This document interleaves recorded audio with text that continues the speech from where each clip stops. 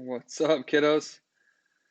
We got a little bit of a longer lesson today to start off, but it's only because I want to do a bunch of practice. I think we need to practice. We're going to get into some serious algebra, as you can see up here. Let me click on my pen. It's going to give me some options here.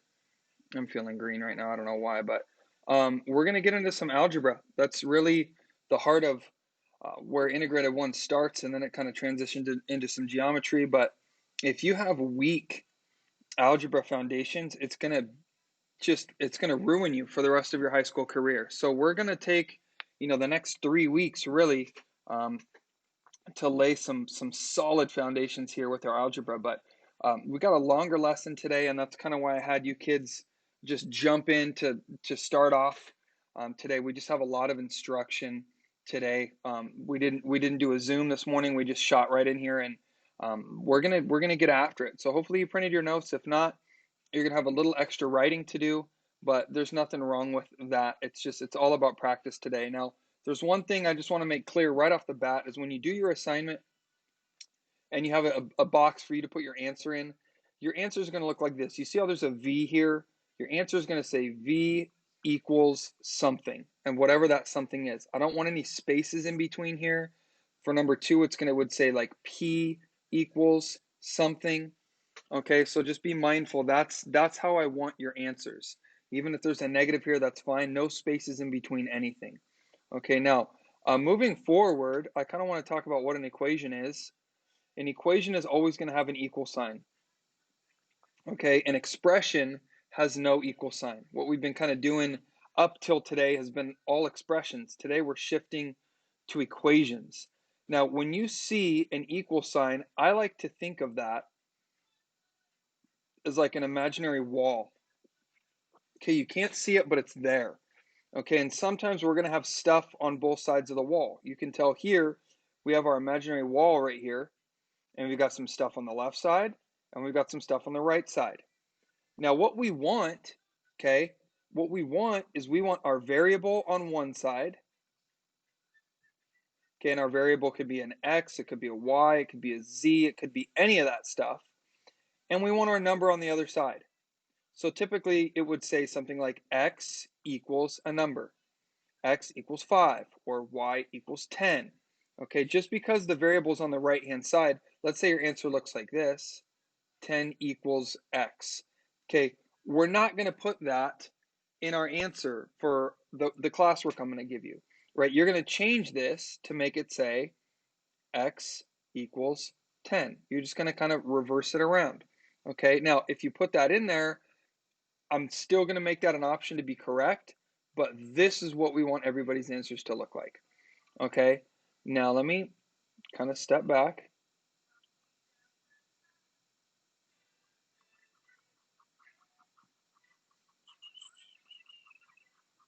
I got like one of my jams playing in the background right now, so that's why you may see the head bobbing. Okay, now let's get to it. All right, it says solve each equation. Let's look at number one. Oh, I pressed the wrong. What the heck is going on here? Can I undo that? I pressed the wrong button on my pen. I was trying to scroll down, and I think that's the button I need. Yes, sir. Okay. Let's take a peek at number one. Now, here's our imaginary wall, and I'm going to teach this like very basic, very simple, because I want you kids to understand it. I want you kids to get it. Okay. Here's our variable, right? Our variable is v. Okay. Anything else besides that variable, we want on the other side of the wall. Okay, we got to get them over there because we want, like I said in the beginning, we want our variable on one side of the wall and we want our numbers and all that other junk on the other side of the wall. Okay, so now you need to ask yourself, okay, how can I get rid of this positive 8? Well, I can get rid of a positive 8 by subtracting 8. And whatever you do to one side of the wall, you have to do to the other side of the wall. Okay, so that's gone. And what you see is you have 26 minus 8 over here, which I think is 18. We have our equal sign, and we have our v. Now, technically, you could put that in the answer box and you get it right. Okay, but what's cleanest, what looks the neatest? what looks the neatest is v equals 18. Okay, this is what would make me happy. Now let's come down a little bit. We're going to stay here on this left-hand side. I'm going to leave some of these problems probably for the homework questions. We're going to stay over here on the left. Now, same process here for this guy. There's our little wall. Okay, establish where the variable is. Okay, and then figure out what's going on here with this number. Now, I want to give a little twist here. Okay, because I think it's important that you understand this. You got to ask yourself, what's being done to the variable? That's the best question you can ask yourself. What's being done to b? Well, then you got to answer it. Okay, and you got to answer it to yourself, and you got to say, oh, b is being added by 15. B is being added by 15. So to get rid of that 15, we would do the opposite. So if B is being added by 15, the opposite of adding 15 is subtracting 15. And that's how we would get rid of it. Remember, because we want the B by himself. That guy's gone, right? And all we have on the left side of the wall now is a B. Not a 6, a B. Okay? And then we go over here, 23 minus 15. I think it's 8. I think it is. Okay, and there you go. You have your answer. B equals 8. Looks great. Now, what I want you to do, if you can, okay, is see if you can do 5, 7, and 9 on your own. All of those are the same type of problem that we just did. Okay, there's nothing different. Once we come down to 11, it's going to get a little different. It's going to get a little crazier. So press pause, do 5, 7, and 9. Then we're going to go over them together, and we'll see how you kids did. All right, we're back. Let's go. Okay, there's our little wall. And you're telling yourself, oh, okay, I want to keep this m by himself. I'm not going to move the m, but I do want to get rid of the 4. So you ask yourself, what's being done to m? Well, m is being added by 4. What's the opposite of adding 4? Subtracting 4, right? That's how you usually get rid of something. You get rid of something by doing the opposite operation. So if m is being added by 4 here, we do the opposite and subtract 4. So you can see that a positive 4 and a negative 4 cancel. We just have our m. Now this is where it gets tricky. If you owe 12 and you owe 4, then you owe 16. Okay, moving on. Let's go down that blue. All right, imaginary wall.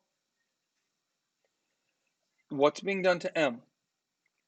M is being subtracted by 9. So we do the opposite and add 9 to both sides. Whatever we do to one side of the equal sign, the wall, we do to the other side. That's gone, which means we just have an M there on the left side. We have our equal sign, and then we have negative 13 plus 9. This is what we already did before. Negative 13 plus 9, like the first week of school. Which number is bigger? Oh, the negative is bigger. Then, so we keep the negative and we just subtract. 13 minus 9 is 4. Boom. Telling you, we're getting it. We're getting it. Okay, down to 9. What's being done to V? V is being subtracted by 15.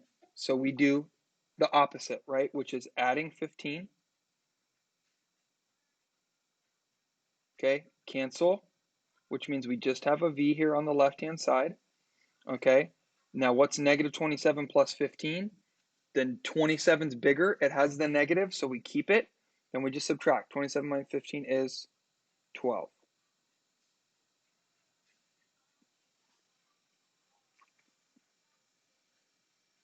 Okay, now we're going to switch it up a little bit.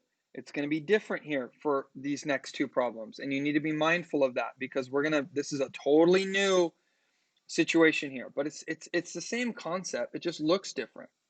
Okay, now we have our wall, right?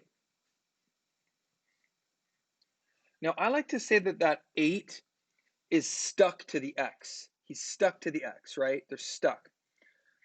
Now, what does that mean? Okay, 8x, what 8x means is it means 8 times x. Okay, 8x means 8 times x. Okay, so if you asked yourself, hey, what's being done to the x? My wife's calling me. She's just going to have to chill for a second. Hold on. Hey, babe, let me call you right back. I'm just finishing up a lesson. Okay, bye. Bye. Thank you guys for being patient, and girls. Now, let me continue. If you ask yourself right here, what's being done to x? X is being multiplied by 8. So if x is being multiplied by 8, the opposite of multiplication is division. We would want to divide by 8. So watch what we do here. We divide by 8 on both sides. Okay, cancel. And what we have is our equal signs in the middle. We have our x over here, and we have a negative divided by a positive. That's going to give us a negative. Man, I'm so bad. This would be, I think, 8 times 2, 8 times 3, 13 maybe? I'm going to guess it's 13. I don't know. Okay, but this would be our answer. And to make it really clean, we would just reverse it, flip it around, and make it x equals negative 13. Does that make sense? Okay, now, same principle down here, but it just looks different. Okay, anytime, and I'm gonna reiterate this the entire year.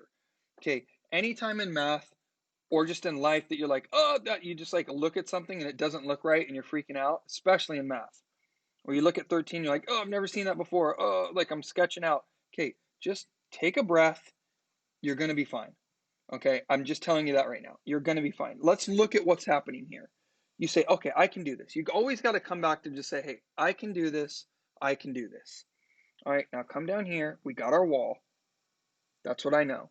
Okay, there's our variable. And then you ask yourself, hey, what's being done to the variable? Okay, our b is being divided by 18. B is being divided by 18. So we do the what? We do the opposite, right? The opposite of dividing by 18 is multiplying by 18. So we say, okay, I'm going to multiply you by 18, and I'm going to multiply you over here by 18. These guys cancel, and we have a B over here, not a 6. And then we just multiply over here. I know we're going to get a negative, and I have maybe 108. Okay, and I don't want it to look like that because that's just, it's tacky to me. So we're going to change it to be B equals negative 108. So as you can see, it's the same concept, whether it's all you got to ask yourself is what's being done to the variable, right? What's being done to the variable? If you ask yourself that, what's being done to the variable, then you answer it and you say, okay, I'm going to do the opposite. You do the opposite to cancel, you're going to be fine. Okay, so let's come over here and we're going to do some practice now. What I want you to do is 15, 17, and 19. 15, 17, 19 on your own. Press pause. We'll come back and we'll check them. Okay, we're back and we're ready. What's being done to V? V is being divided by 8. What's the opposite of dividing by 8? Multiplying by 8. So guess what? We're going to do that on both sides of the equation. Cross it out. We just have our V on the left. We have our equals. And what's 2 times 8?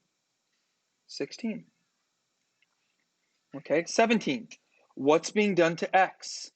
Remember, if it's negative 15x, what that means is negative 15 times x.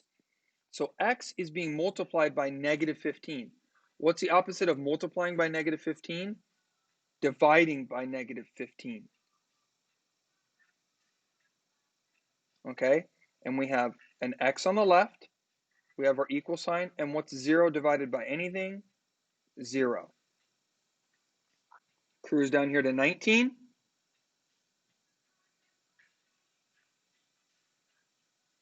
What's being done to n? What's being done to n? It's being multiplied by negative 7. So we do the opposite and divide by negative 7. That cancels. We have our n on the right side. 21 divided by negative 7 is negative 3. It looks tacky, so I'm going to flip it around and say n equals negative 3. Okay? Now, how do I... these will be our last 3 of the lesson, and then I'll have you do your little homework assignment. Where's my pen? There it is. Boom, boom, and boom. Okay, 25, 27, 29 on your own. Press pause. Complete those problems. Press play, and we'll go over them. Okay, we're back, and we're ready to crush it. What's being done to x?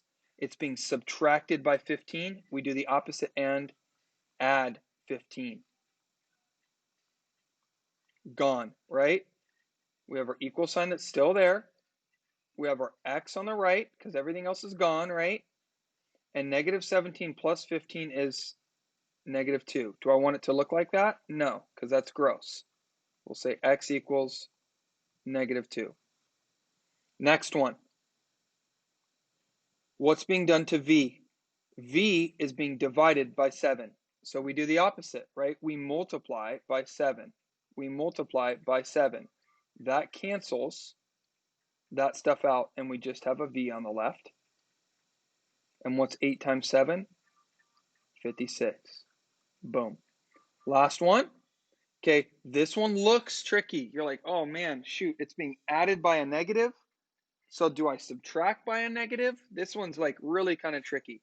Well, my question to you is just like, how can I get rid of a negative 7? What's the opposite of a negative 7? Well, the opposite of a negative 7 is a positive 7. So if you tell yourself that, this one's kind of tricky. Like, hey, if it's a negative, I'm just going to get rid of this dude by making it a positive. Okay? And we have our m over here on the left equals 8 plus 7 is 15. Okay, that was a longer lesson, but it was needed because we needed the practice. I got to make sure that if you can't do this, you can't do anything for the rest of the year. So we're just going to continue to build on this concept for the next lesson. Okay, it's going to build on this. And then we've got a test kind of at the end of the week that covers everything we've learned. So go ahead. Now you're going to do your questions. I don't think I'll give you too many because the lesson was long, maybe 5. Okay, and then you got your next lesson. Thanks for tuning in and just bearing with me. You kids are awesome.